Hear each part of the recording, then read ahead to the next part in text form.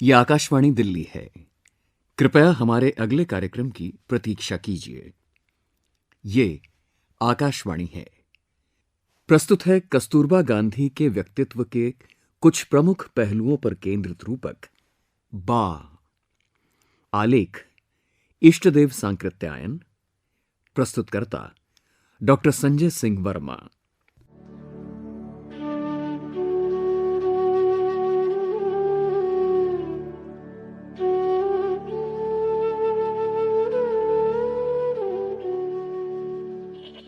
देखो बा, ये उपहार मुझे मिले जरूर हैं, लेकिन ये मेरे हैं नहीं।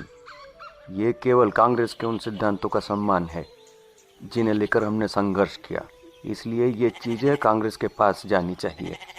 अभी हमें बहुत लंबा संघर्ष करना है और बहुत धन की ज़रूरत पड़ेगी, तो ये चीज़ें उस काम आनी चाहिए।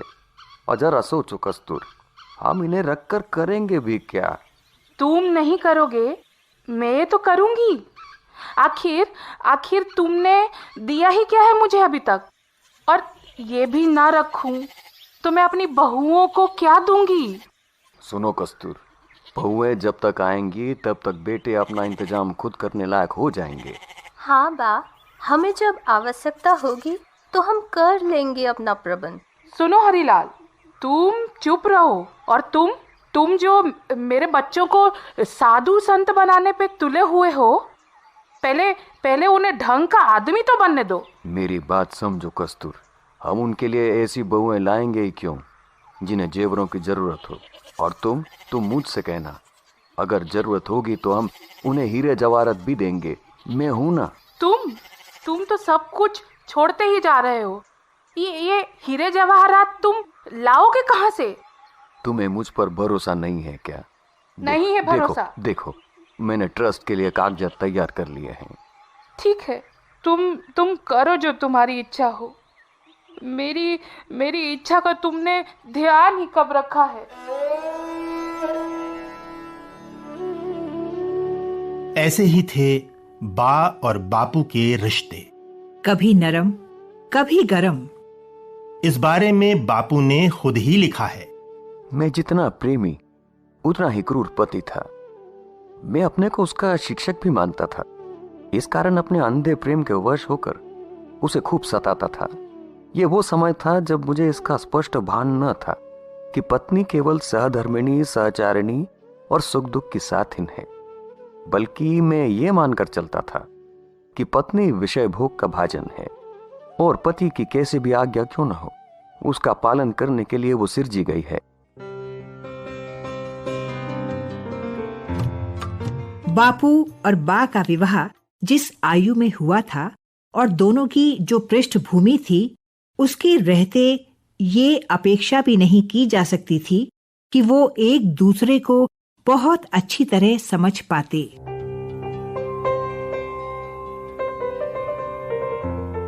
कस्तूरबा का जन्म 11 अप्रैल 1869 को गुजरात के पोरबंदर में हुआ था। पिता गोकुलदास कापड़िया और माँ ब्रिज कुंवर बा कापड़िया की तीसरी संतान थी वो। बा का परिवार पुराने विचार का था, जहां लड़कियों का पढ़ना लिखना एक तरह से मना सा था और इसलिए बा की पढ़ाई बिल्कुल नहीं हो सकी। बहुत पढ़ी लिखी नहीं थी, मगर आत्मविश्वास और उसके साथ ही साथ में एक सूझबूझ इतनी थी कि बड़े से बड़ी महिलाएं या पुरुष उनसे बात करने आते थे तो कभी ऐसा महसूस नहीं होता था कि बा कुछ कम है किसी तरह से। वो बड़ी ही थी और उसने बापू के सिद्धांतों को, बापू के संदेशा को इस तरह से समझ के अपने जीवन में उतार लिया था कि एक तरह से समझिए तो बापू के विचारों को कार्यान्वित करने का एक जीता जागता नमूना बा बन गई थी। ये थी एक बेटी की तरह बा के सानिध्य में पली बढ़ी डॉक्टर सुशीला नैयर। वो दिन भी आया जब कस्तूर और मोहनदास दोनों को लंबे समय के लिए एक दूसरे का वियोग भी सहना पड़ा। ये वो समय था जब मोहनदास को पढ़ाई के लिए लंदन जाना पड़ा।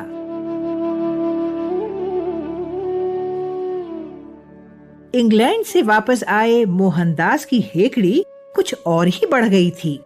वो बहुत हद तक अंग्रेजियत के रंग में रंग गए थे और कस्तूर का अनपढ़ होना उन्हें प्रायः सालता था। तूने एकदम बुद्धिहीन है। क्या क्या कहा? अब यही सुनना बाकी रह गया था। हाँ, और एक बात कह देता हूँ, कान खोलकर सुन लो। ऐसी अनपढ़ पत्नी से मेरा मेल नहीं बैठ सकेगा। ठीक है, सुन लिया। यदि मुझसे मेल नहीं बैठ सकता तो जाने दीजिए, संभालिए अपना घर बार। और कस्तूर घर छोड़कर मायके चली गई। उनके जाने के बाद मोहनदास को अपनी भूल और कस्तूर के महत्व का एहसास हुआ और थोड़े ही दिनों में उन्हें संदेश भी भिजवाया गया। संदेश मिलने पर कस्तूर भी रुक ना सकी और वापस आ गई। इसके बाद कठिनतम परिस्थितियों में भी कस्तूर ने जिस तरह उनका साथ दिया और जिस तरह उनका हौसला बढ़ाया, उससे तो मोहनदास की नजर में उनका एक नया ही रूप स्थापित होता गया। इसीलिए दिल्ली स्थित गांधी स्मारक निधि के अध्यक्ष रामचंद्र राही कहते हैं, जीवन में जो विरोधाभास था, आपस में जो टकराव का कारण बनता था, वो कम होता चला गया और एक दूसरे के पूरक होते चले गए। कस्तूरबा और मोहनदास एक दूसरे के समरूप, एक रूप होते चले गए। इसके बाद वो समय भी आया जब कस्तूर को अपने 2 बच्चों को साथ लेकर मोहनदास के साथ दक्षिण अफ्रीका भी जाना पड़ा। न जाने कैसे होंगे वहाँ के लोग, कैसी होगी उनकी बोली भाषा। यहाँ तो सब जगह अपनी जानी पहचानी है। जहाँ नहीं भी जान पाती किसी से पूछ लेती हूँ। वहाँ कोई मेरी बात ही समझने वाला न मिला तो कैसे पाऊंगी मैं कोई चीज। मोहनदास अभी महात्मा तो नहीं बने थे और न आजादी के आंदोलन में ही कूदे थे। वहां पहुंचकर उन पर अलग ही धुन सवार हो गई। वो ये कि अपने बच्चों को अंग्रेजी दां बनाएंगे। इस क्रम में सूट बूट टाई और कांटा चम्मच का प्रयोग और ना जाने क्या क्या, ये सब सनातनी कस्तूर के लिए एक नई मुश्किल लेकर आया। और इसी बीच मोहनदास वहां ब्रिटिश हुकूमत से उलझ गए। इस संघर्ष को आइए जानते हैं बा उपन्यास के लेखक गिरिराज किशोर से। कस्तूरबा जब भी कभी गांधी जी कहते थे कि तुम रहने दो, तुम मत करो ये सब, तो कहते थे कि नहीं, मेरे सामने तो अब जब तक मैं यहाँ हूँ यही मेरा देश है और मैं सिर्फ अपना देश समझकर इसलिए मैं यहाँ पर ये कर रही हूँ। सत्याग्रह भी किए उन्होंने वहाँ। वो दुनिया की पहली महिला थी जो जेल गई सत्याग्रह, और वहाँ पर भी उनको सत्याग्रह करना पड़ा क्योंकि वहाँ पर तो जो भोजन था वो भारतीयों के लिए था ही नहीं। सच तो ये है कि सत्याग्रह की प्रेरणा भी गांधी जी को कस्तूरबा से ही मिली।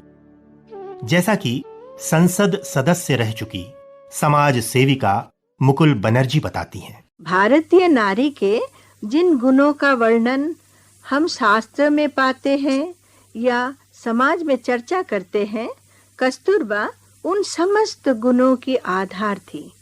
शायद गांधी जी कभी महात्मा गांधी नहीं बन पाते अगर उनके जीवन में कस्तूरबा जैसी पत्नी न मिली होती। सत्याग्रह और नैतिक दबाव के जरिए हृदय परिवर्तन की बात जिसको गांधी जी आखिरी दिनों तक बताते गए, इन दिनों का पहला सबक उन्हें कस्तूरबा में ही मिला।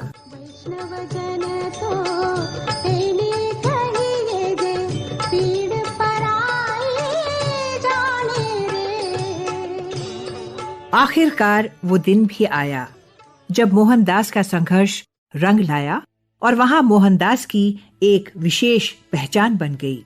इसी बीच 1913 में वहां एक ऐसा कानून पास हुआ जिसके अनुसार ईसाई मत से और विवाह अधिकारी के यहाँ पंजीकृत विवाह के अलावा और सभी विवाह अवैध करार दे दिए गए। गांधी हिंदुस्तानी साहित्य सभा में सहमंत्री वीणा हांडा।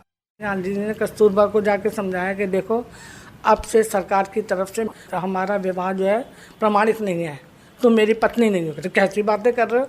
उन्होंने कहा ऐसा ही है, सरकार ने ऐसा नियम बनाया तो उसमें क्या कर सकते हैं। उसने कहा महिलाओं के साथ ये हुआ है, महिलाओं को उसका वो करना चाहिए, तो तुम्हें आगे होना चाहिए। उसने कहा मैं अगर जेल में डाल देंगे तो कोई बात ना, चले जाना जेल में।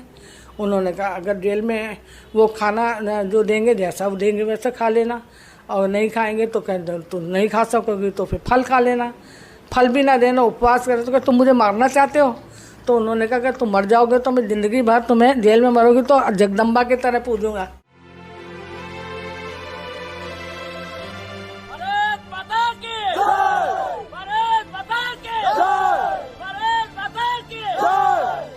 ये 1915 की बात है, जब भारत में स्वतंत्रता का आंदोलन चला रहे गोपाल कृष्ण गोखले ने C.F. एंड्रूज के माध्यम से गांधी जी को संदेश भेजा और उन्हें भारत आकर स्वतंत्रता आंदोलन के नेतृत्व को संभालने का आग्रह किया। गांधी जी के मन में भी अपनी मातृभूमि को स्वतंत्र कराने की लालसा जाग पड़ी और वे अपना पूरा परिवार लेकर चल पड़े दक्षिण अफ्रीका से भारत की ओर। बोलिए सब मिल महाशय मंत्र वंदे मातरम, तीनों भुवन में गूंज जाए शब्द वंदे मातरम।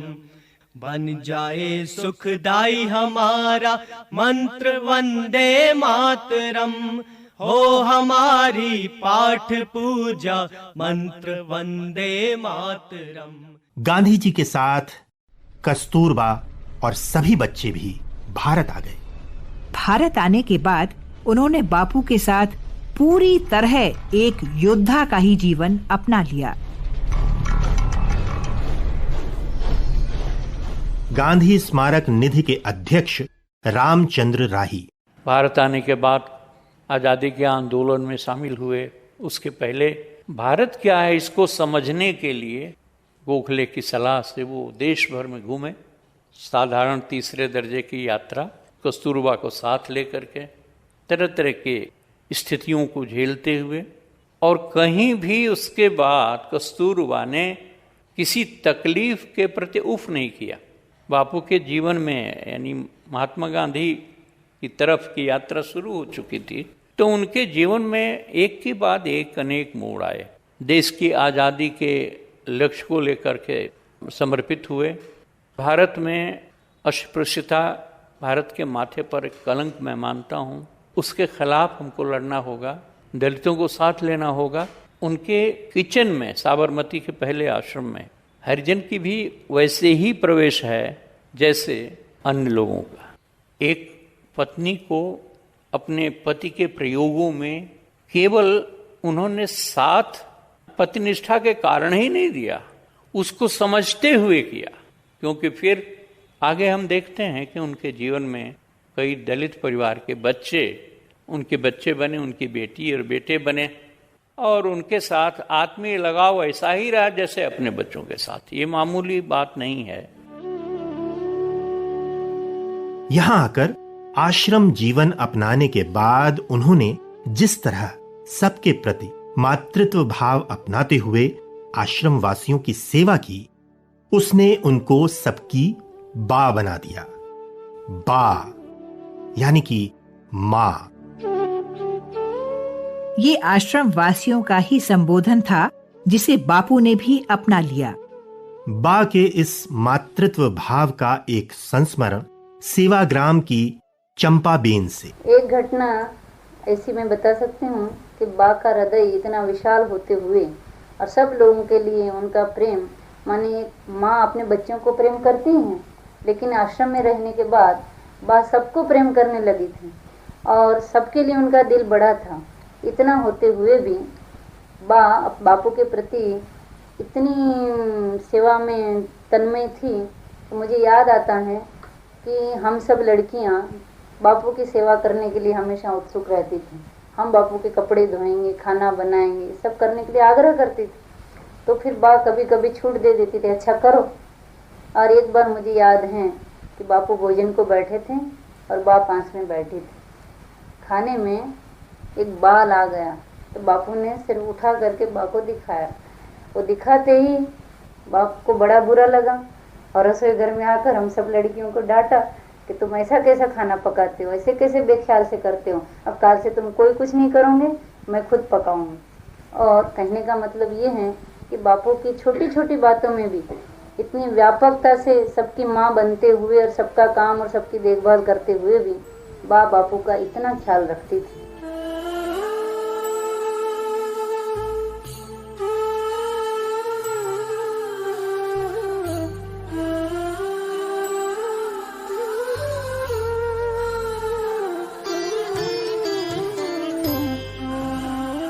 हालांकि बापू उन्हें यहां भी छोटी से छोटी गलती पर भी माफ नहीं किया करते थे।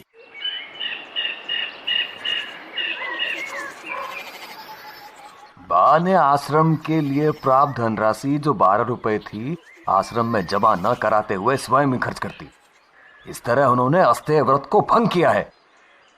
अरे ये क्या बात हुई? हाँ भला बताओ, 12 रुपए की बात है। और बा ने कोई निजी हित में खर्च थोड़ी किया है। हाँ, वो भी उन्होंने हम पर ही खर्च किया होगा। बापू को बा के लिए तो इस तरह नहीं कहना चाहिए था, कम से कम सबके बीच। ऐसा कुछ नहीं है, मुझसे गलती हुई तो उन्होंने कहा, मुझे अपनी गलती माननी चाहिए। उनके लिए जैसे सभी आश्रमवासी हैं वैसे ही मैं भी हूँ। वो खुद को किसी से अलग नहीं मानते तो मैं क्यों उनसे ऐसी अपेक्षा करूं?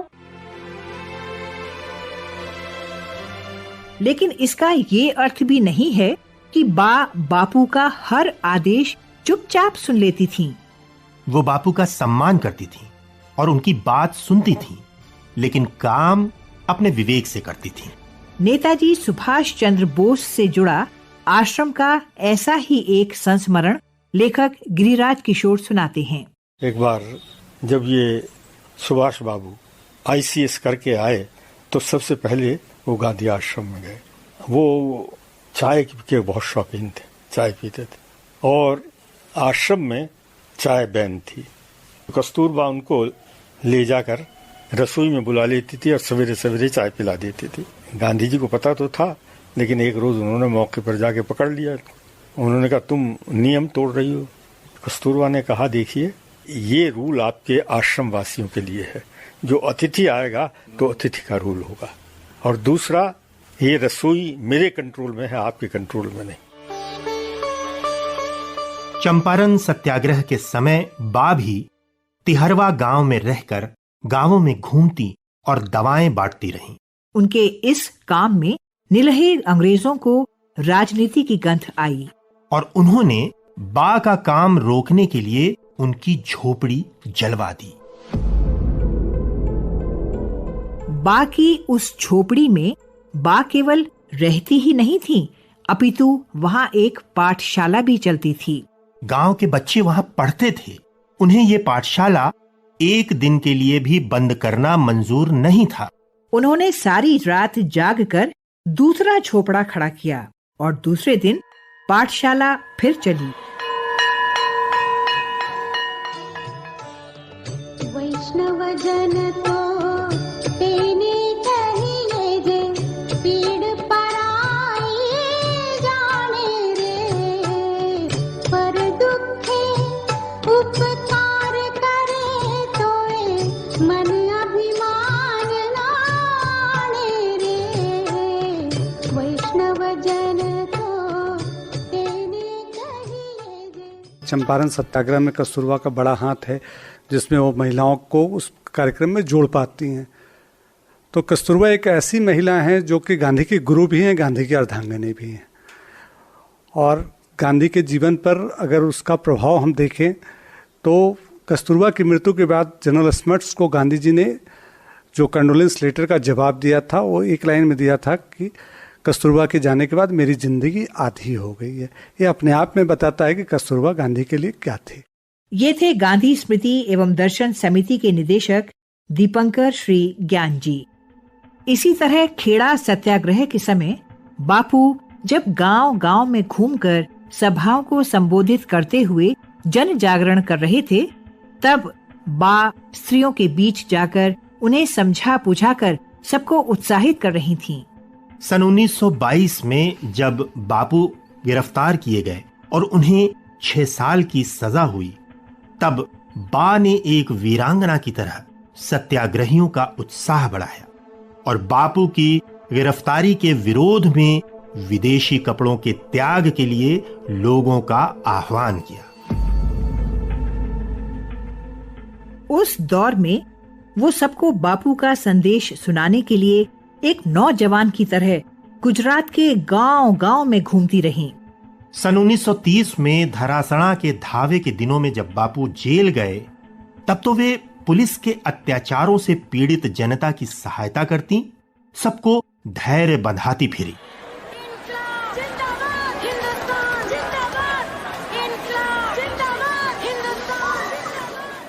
सन 1939 में हुआ राजकोट का आंदोलन तो सही मायने में बा का ही था।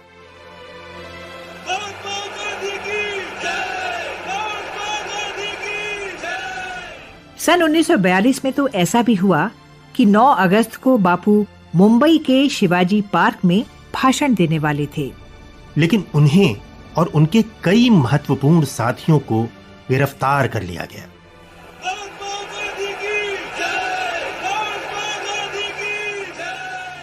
तब बा ने स्वयं ही भाषण देने का निश्चय किया। यद्यपि पार्क के द्वार पर पहुंचते ही वो गिरफ्तार कर ली गईं। 2 दिन बाद वो पूना के आगा खां महल में भेज दी गईं। बापू गिरफ्तार हो पहले ही वहां भेजे जा चुके थे। डॉक्टर सुशीला नैयर बताती हैं, मैं एक छोटी सी आपको मिसाल दूं। आगा खान पैलेस में हम जेल में थे, तो बा को अच्छा नहीं लगता था जेल खाना, और कभी कभी कहती थी, मैं तुमसे कहती थी ना कि इस इतनी बड़ी सरकार के साथ ना लड़ो, लेकिन तुमने मेरी नहीं मानी।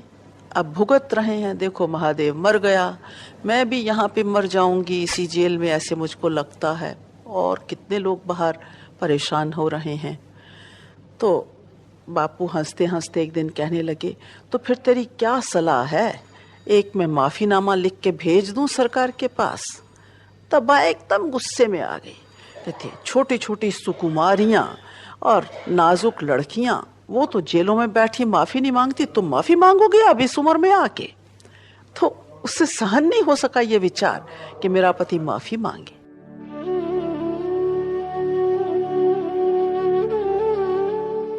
उस समय बा अस्वस्थ थी। इसके बाद उनका स्वास्थ्य लगातार बिगड़ता ही गया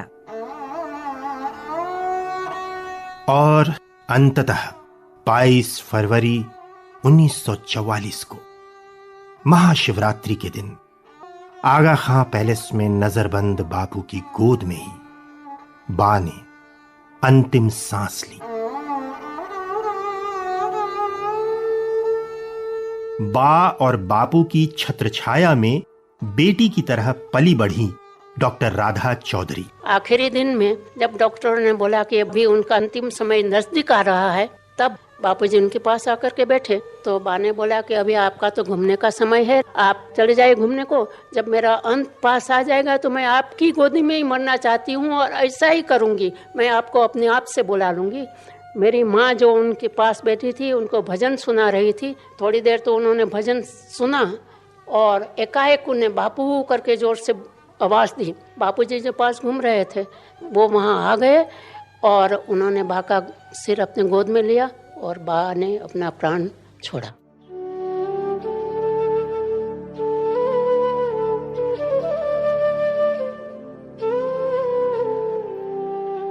स्वयं बापू ने भी अपनी आत्मकथा में लिखा है, अगर बा का साथ न होता तो मैं यहां तक नहीं आ सकता था।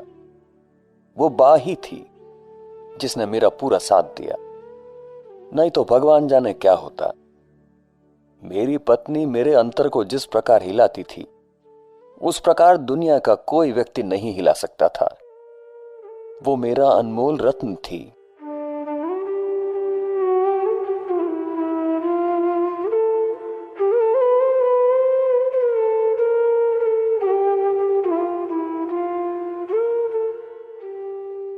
वाह, अभी आप सुन रहे थे कस्तूरबा गांधी के व्यक्तित्व और कृतित्व के कुछ पहलुओं पर केंद्रित ये रूपक।